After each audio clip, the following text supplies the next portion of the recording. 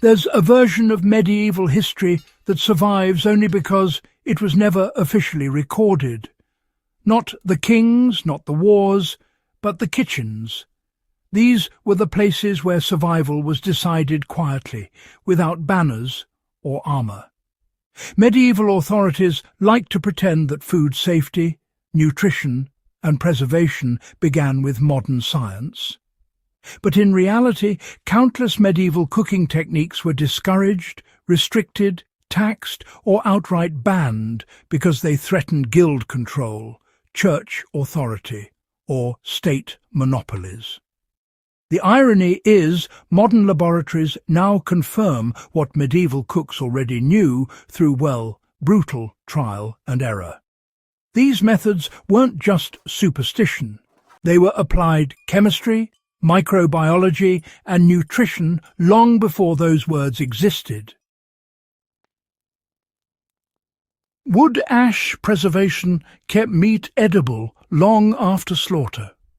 Peasant households discovered that packing fresh meat in cold wood ash dramatically slowed spoilage. Ash is highly alkaline, creating an environment hostile to bacteria. Authorities often banned this practice because it bypassed licensed butchers and tax preservation services. Modern food science confirms that high pH environments inhibit microbial growth. The technique still works today for short-term meat storage in cool conditions, especially when, refrigeration fails. Fermented fish sauces turned waste into concentrated nutrition. Fish guts and trimmings were fermented into pungent pastes rich in protein and natural glutamates. Town councils frequently restricted these practices due to smell and sanitation fears. Today, lab analysis shows fermentation breaks down pathogens while concentrating amino acids. Modern fish sauce is honestly chemically identical to medieval versions, just marketed better. Vinegar-treated drinking water reduced deadly infections. Medieval households often added small amounts of vinegar to well water. Authorities discouraged this because vinegar was taxed and regulated. Modern studies confirm that even low concentrations of acetic acid significantly reduce E. coli and salmonella. Roman armies used a similar mixture, keeping soldiers hydrated and alive for centuries. Fat-lined copper cookware actually prevented metal poisoning, Bare copper, well, it reacts dangerously with acidic foods. Medieval cooks, clever folks, solved this by coating pots with rendered animal fat before use. Now, guild laws at the time, those were strict, restricted pot maintenance to only licensed craftsmen. And interestingly enough, modern metallurgy confirms that lipid barriers block copper ion transfer, effectively creating a primitive non-stick surface. Quite a bit of ingenuity for the time, really. Stinging nettles, believe it or not, preserve cheese without any need for refrigeration. Cheesemakers would wrap their wheels in nettle leaves, which contain natural antifungal compounds. But, you see, harvesting nettles was actually restricted in many regions due to textile competition. These days, food scientists confirm that nettles inhibit mold while regulating humidity. Traditional nettle-wrapped cheeses are still produced, and, well, they command premium prices even now. Soaking grains in whey, that unlocked hidden nutrition. Medieval millers soaked grains in acidic whey before grinding, a practice that went back centuries. Of course, church authorities objected during fasting periods, as you might expect. But modern nutrition science shows this process reduces phytic acid, increasing mineral absorption by as much as 50%. What we now call sprouted grain bread, well, it's a rediscovery, not an invention. Fascinating, isn't it? Juniper smoke, actually doubled the time meat could be preserved. Instead of using ordinary wood, folks would burn juniper branches in their smokehouses. But here's the catch. Forest laws often restricted access, making juniper a bit of a prized resource. Modern analysis, interestingly enough, shows that juniper smoke contains antimicrobial compounds that are, well, lethal to listeria. Scandinavian cultures, they never really abandoned this technique, and honestly, the results are still unmatched today. Honey glazes, believe it or not, preserved cooked meat far longer than salt alone ever could. Honey creates this low-moisture antibacterial barrier that's just brilliant.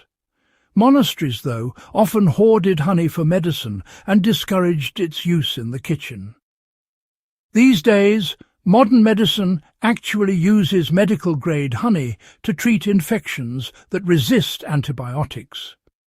Medieval cooks, well, they were applying the same principle, even if they didn't know the science behind it. Mustard paste was used to protect raw meat from bacteria and parasites. When you grind mustard seeds, they release isothiocyanates, which are, frankly, fantastic at destroying microbes. Authorities, however, tax condiment production quite heavily, which really limited home use. Food science now confirms that mustard is, without a doubt, one of the most effective natural antimicrobial pastes available.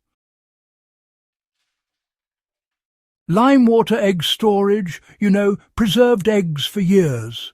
Fresh eggs submerged in slaked lime would seal the shell pores completely. Landlords, well, they opposed this because it disrupted egg rents.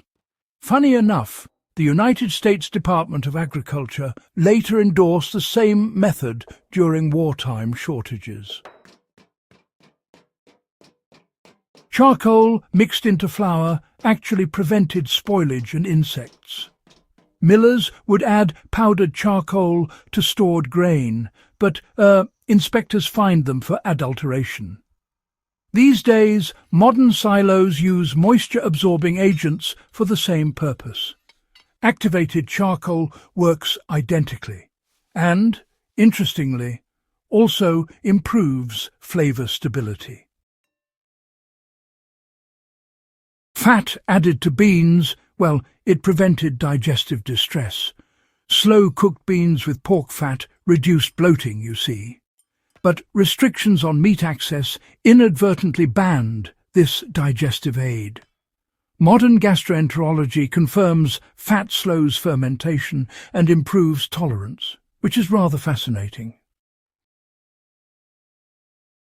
Saltpeter curing, actually prevented deadly botulism. Butchers would scrape saltpeter right off stable walls to cure their meat. Eventually, though, authorities restricted it for gunpowder production. Chemistry, well, it explains why nitrites suppress botulism spores.